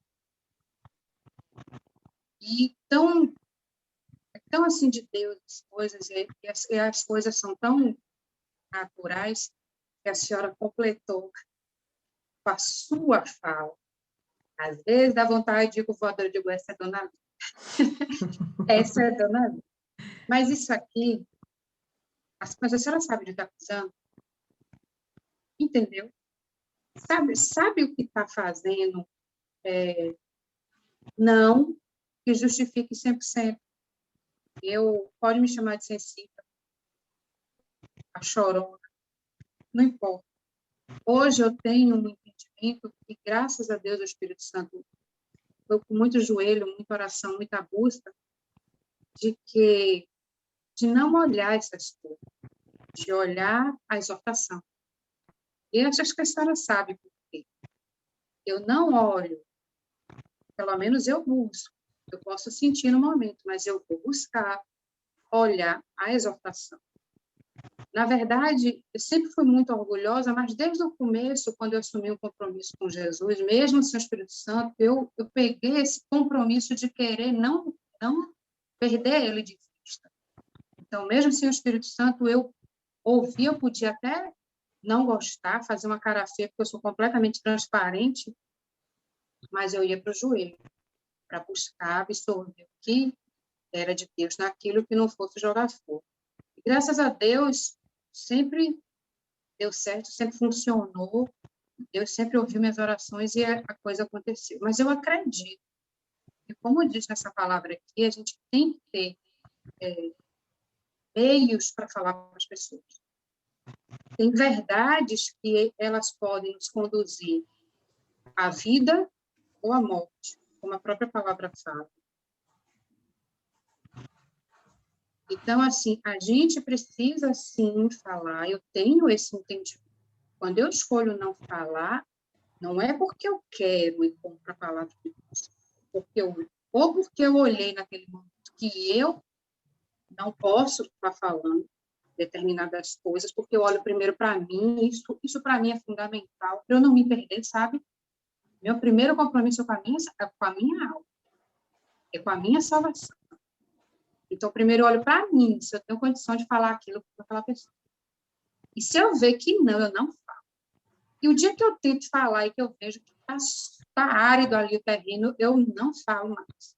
Eu deixo o Espírito Santo fazer, ó, eu queria fazer isso aqui em casa, mas eu vou aprender.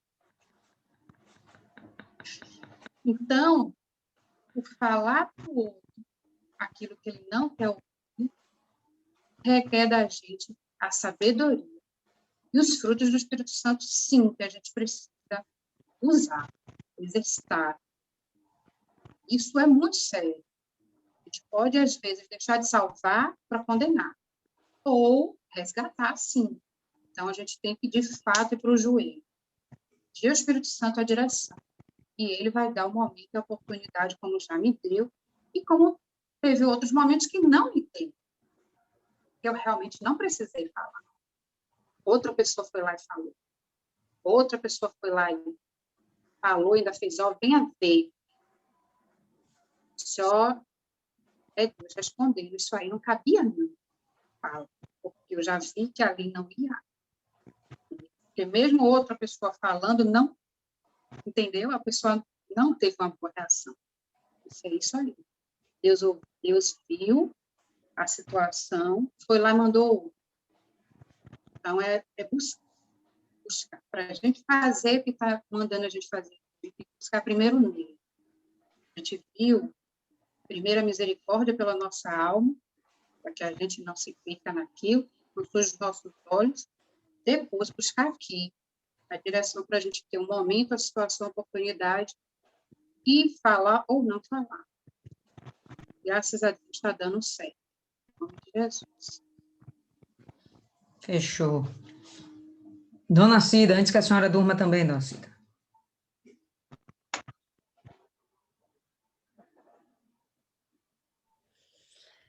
Não, eu não tenho muita coisa a acrescentar aqui agora, não. mas eu vou deixar minha palavra aqui, porque e dizer que Jesus é maravilhoso, ele trocou a alegria dele para nos dar, né, a salvação, suportou tudo, e não é porque a gente é cristão que a gente não vai ter luta. Ele mesmo diz: no mundo tereis aflição, mas tem bom ânimo, que eu venci o mundo. Quem somos nós?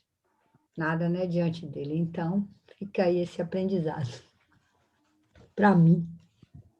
Sim, senhora, Nascida. Nascida não está dormindo mais, gente, vocês estão vendo? Mas está doida para dormir ali, ó, Palmeira. Paloma fecha o vídeo toda hora. Você acha que ela está fazendo o quê? Abrindo a boca de sono. Fala aí, Paloma. Abre o áudio, Paloma. Eu estou falando aqui e estou achando que estou super arrasando.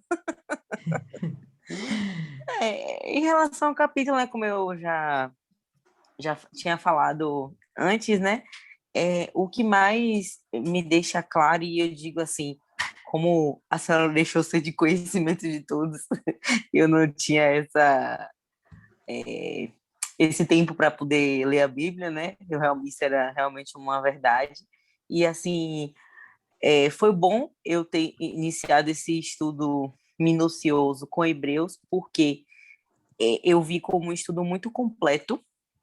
Para mim foi muito completo, porque perpassou, né, assim, por tudo que eu poderia pensar em relação à Bíblia, passa muito, praticamente do início ao fim da Bíblia, parece que está tudo nessa carta, até porque, como eles tinham a obrigação de mostrar para esses cristãos, né, a verdade, o que eles estavam fazendo de errado, então eles tinham que começar do iniciozinho e chegar até aonde a gente está, basicamente indo até o final de Hebreus. Então, assim, em resumo, para mim, o que mais me deixa assim pensativa é que a gente acaba ficando sem desculpa quando a gente vê o sacrifício de Deus, quando a gente vê todas as exortações que eles passam para a gente fica, eu mesma fico meio sem desculpa, porque eu tinha essa mania de dar muitas desculpas em relação a muitas coisas voltadas para a fé.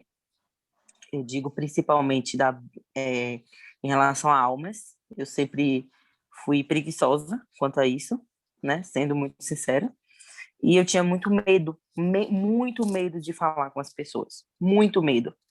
Porque eu ficava olhando para mim e eu pensava, poxa, eu não estou dando um bom testemunho da minha vida. Como é que eu vou ter capacidade? Como é que eu vou ter algum mérito de falar com a pessoa, sendo que eu não estou vivendo aquilo que eu estou falando para essa pessoa? E isso, para mim, durante um bom tempo era um problema. Mas, graças a Deus, assim, já tem um bom tempo que isso já não acontece mais. E agora, juntando, aí eu tenho um bom testemunho, mas eu ter a palavra, né, meditar na palavra, isso é como se fosse um combo que me dá mais força e realmente me dá combustível para hoje eu poder ir em busca daquilo que Jesus pede, né? Aquilo que Deus pediu para gente, que são almas. Que o resto eu estava fazendo, mas realmente a busca de almas eu sempre tive medo, sempre foi uma coisa que eu tinha vergonha. E não era porque era na Universal, não, que eu sempre escancarei para todo mundo. Era um medo mesmo de falar e não ser bem-vindo e a pessoa de repente não gostar, mas hoje assim, qualquer pessoa que vem conversar comigo é um problema, qualquer situação que a pessoa venha conversar comigo, eu hoje consigo trazer para ela a parte espiritual da coisa, como uma... Se estiver me alongando, a senhora fala, tá, dona Lívia? Não, fica à vontade. A noite é uma criança. Como uma amiga minha, certa vez, veio conversar comigo sobre o casamento dela, né? Que ela estava pensando em se separar do marido e tudo mais. E assim, naquele momento eu falei para ela, eu fiz assim, olha, amiga, eu não tenho muita experiência em relação a casamento, como você sabe. Até porque eu só tenho, vou fazer um ano de casada em maio ainda, né? Então, eu não tinha praticamente nada, né, para dar para ela em relação à experiência, mas o que eu podia passar para ela, que eu falei, era aquilo que tinha na Bíblia, e graças a Deus eu sabia daquilo pelo que eu li e até mesmo pelo que eu escutava na terapia do amor. Então, vale a pena você ter esse combustível, ter acesso à palavra e ao entendimento, porque nesses momentos eu poderia até dar um conselho ruim para ela. E assim, depois que eu plantei uma sementinha, na hora ela ficou assim, não, porque ela levanta meio que uma bandeirinha feminista, assim, lá no fundo. Então, quando eu dei aquele choque da terapia do amor para ela, tipo, não, você tá errado, ele tá certo. Ela meio que fez assim, você é louca, né? Você tá querendo ser contra mim, né? Naquele momento. Só que depois que eu falei, que eu mostrei para ela, aí depois de um tempo ela veio para mim, conversou e falou, amiga, eu tava pensando no que você tava falando. E eu vou fazer um teste. E ela testou aquilo que eu falei para ela, com prova na Bíblia, não nas minhas experiências, porque eu não tinha. E graças a Deus deu certo. E hoje eles estão bem, graças a Deus. Então, é isso. Então você converteu a feminista. Yes! Muito bom. Fala aí, Isis.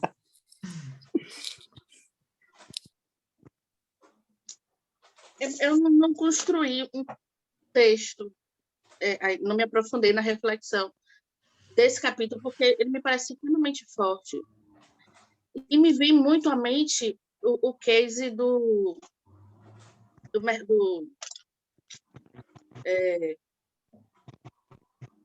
elevador Lacerda. Eu vi de manhã no status da filha de uma amiga minha a foto do mercado e um textozinho, né? Me chamou a atenção, mas eu não sabia o que era. Durante o dia, eu vi a notícia. E me chamou a atenção o porquê do do elevador Lacerda. Porque todas as vezes que eu fui lá, aquilo me chamou muita atenção pela beleza, pela conexão que a gente consegue encontrar em Deus naquele lugar. Sempre me chamou a atenção, sempre me deixou admirada, porque é extremamente linda a Bahia de Todos os Santos. Que não é Todos os Santos, mas é de Deus. Mas é uma Bahia, sabe? É um lugar de água tranquila. Tem gente que consegue, sabe, nadar, consegue atravessar e ir para o outro lado a nado, porque é calmaria, é só paz ali.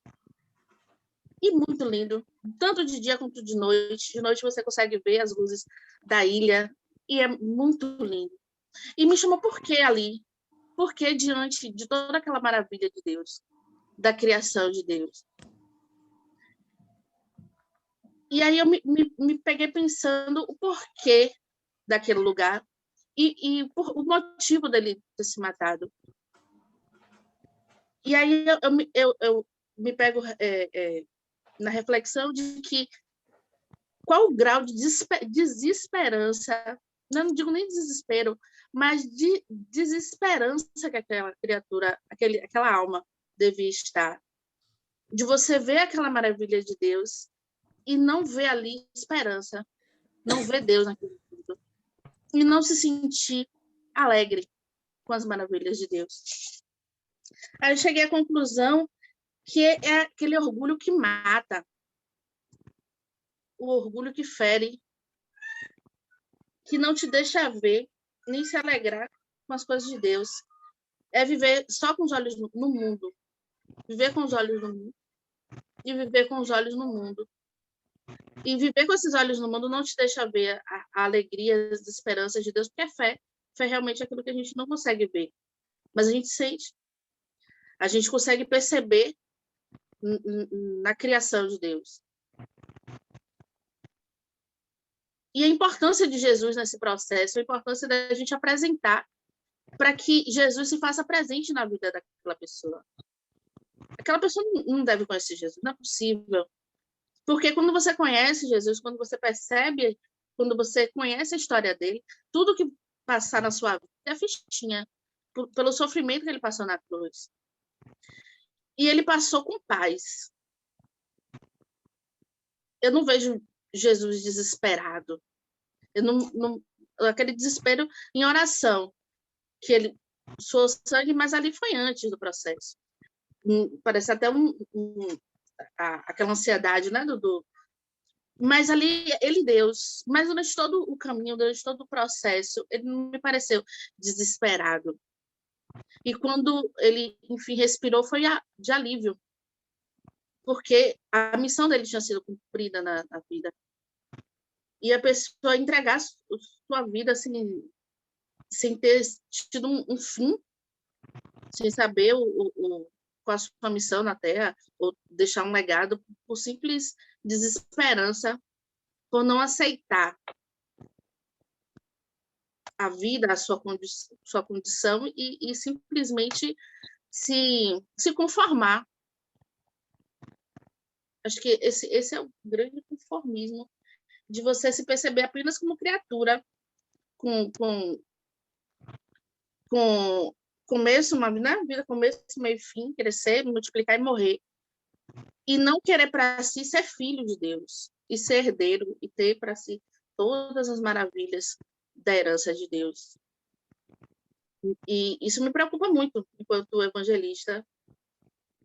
Tem muita gente que não conhece Jesus. Às vezes se prega tantas coisas, muitas coisas, se prega tanto, mas não se prega muito Jesus. Eu estava lendo que hoje as pessoas são experts em coisas inúteis, mas que não sabem o nome dos 12 discípulos.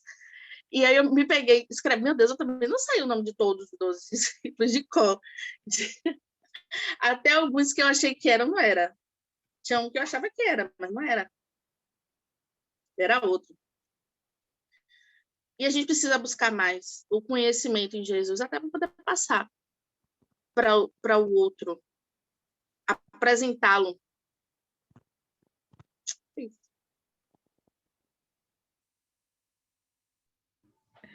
Tá certo. Outro dia eu vi um PR pregando no altar e falando o apóstolo Lucas, o discípulo Lucas.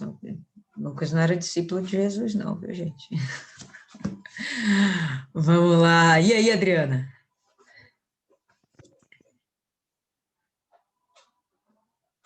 O Adriano está dormindo. Lascou. Tô não. Mas hoje eu não vou falar não. Deixa para sábado. Tá bom, então. Fala aí, Rayane. Daqui a pouco eu vou sair de Lília por causa da oração. Certo. Vai terminar antes, fique em paz. Fala aí, Rayane. Falo. Primeiro eu queria só pontuar aqui sobre a meditação passada, né? Eu não participei, mas eu assisti depois. Os heróis da fé do passado, eles não tiveram exemplos de outros heróis. Eles tiveram que aprender a fazer uso da fé deles na marra, né? Eles ouviram a voz de Deus e obedeceram, e eles aprenderam sozinhos, quer dizer, com Deus, mas não tiveram outras pessoas para ajudá-los. Mas só que hoje eles se tornaram exemplos para nós. Então, olha como abençoada nós somos, porque eles tiveram que aprender sozinhos, enquanto nós, além de ouvir a voz do Espírito Santo, temos esses exemplos. Na meditação de hoje, fala para corrermos, não no sentido de ter pressa, mas no sentido de manter o foco, a perseverança e o esforço. Fugir do pecado, dos maus olhos, da incredulidade, não é uma tarefa fácil, porque lutar contra essas coisas é lutar contra nós mesmos. Mas se mantivermos a nossa visão voltada para o alvo, que é o Senhor Jesus e a salvação, logo encontraremos um objetivo que irá fazer valer a pena cada esforço ou renúncia que fazemos. Só fraqueja na fé aquele que perde a visão do altar, aquele que acha que já fez o suficiente. Se mantivermos o pensamento de que não importa o quanto fizermos, lutarmos ou renunciarmos, nunca iremos conseguir nos igualar ao sacrifício que o Senhor Jesus fez por nós, que é o que Isis falou aí no final. Ele deu a vida dele por pessoas que o desprezavam. Quando entregamos nossa vida para ele, fazemos isso na certeza do amor dele por nós. E é impossível achar que um dia conseguiremos fazer o suficiente para ele. É isso. Excelente, velho. Uma conclusão bem legal, bem fechada aí. E você lembrar que realmente os nossos patriarcas da fé não tiveram lá muitos exemplos de fé, e hoje nós temos testemunhas nos rodeando, né? Inclusive eles. Realmente é um diferencial a mais que eles tinham, realmente, né? A dona Ana, fala aí, dona Ana.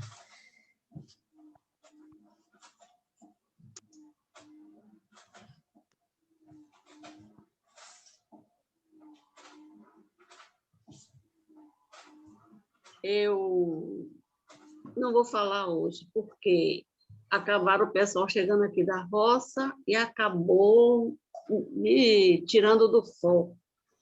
Chegou o cachorro, filho, tudo aí agora. Aí me tirou do foco um pouco aqui. Bem agora no final. Só Jesus. Tá certo, dona. Da próxima vez vai para o quarto, deixa esses meninos aí na sala. Com certeza. Fala aí, Cristiane.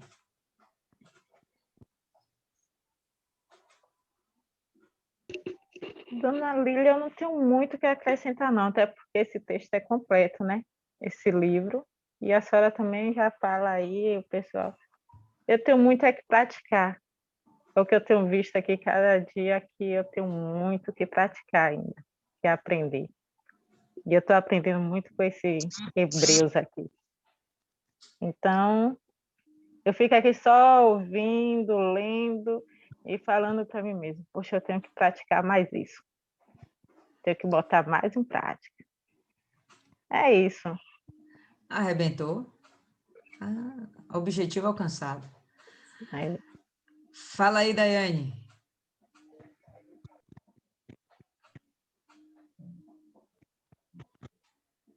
Estava quase saindo de fininho. Nunca, Daiane, nunca.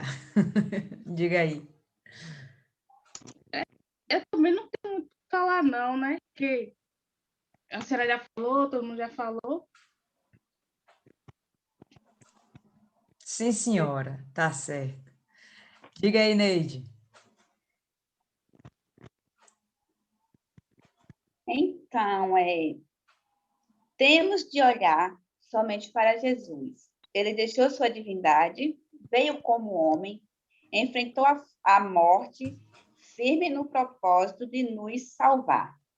Dificuldades e problemas iremos ter, mas temos de permanecer firme, porque se estamos passando por situações difíceis, é porque dá para suportar. O alvo é a salvação. E procurar sempre nos fortalecer para ajudar os nossos irmãos da fé. Beleza, Neide. Fechou também, tá certo.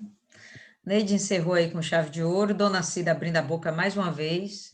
Dona Cida, antes que a senhora durma de vez, faça a oração aí, entrega nossa meditação, e no sábado a gente se encontra às 9 horas.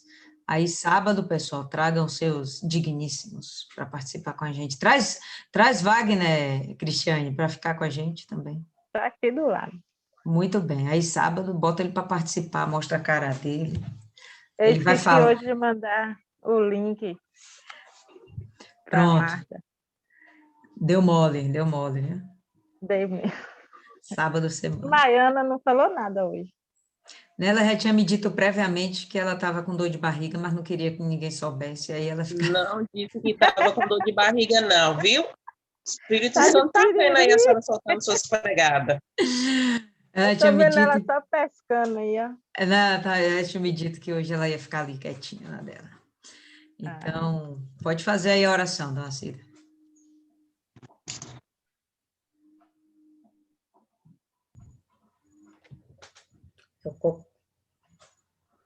Fique à vontade, Dona Cida. Agora a senhora devia ter avisado a todo mundo antes, né? A senhora está demais. Mas não é meia-noite? Tá ligado, vá na fé, vá, Dona Cida, arrebente. Vá. Ai, meu Deus. Meia-noite. Vai dar meia-noite. Meu Deus e meu Pai, eu entro na tua santa e gloriosa presença, meu Pai, para pedir, meu Deus, que nós nos tornamos, meu Pai, como esta água, limpa, pura, e que o Senhor possa nos ver, meu Pai, por dentro e por fora, que nós sejamos limpos, porque quem é limpo se limpa e quem é sujo se suje mais. Essa é a tua palavra, meu Pai, para nós. Então, meu Deus, eu te peço, meu Deus, que em cada pessoa que está aqui, que o Senhor venha limpar, meu Pai, com a tua palavra, porque a tua palavra não mente e não volta vazia. Em nome do Senhor Jesus, meu Pai, eu estou no propósito de orar pelo corpo de obreiro da igreja. Então, nesse momento, eu peço por cada um do obreiro, não só de Vilas, mas de toda a igreja universal, meu Deus. Não deixe enfraquecer, meu Pai, porque é duro, é muito duro te servir, sim. Não é brincadeira ser cristão. Ser cristão não é andar de qualquer jeito. É andar direito, na presença do Senhor, como fala aquela música.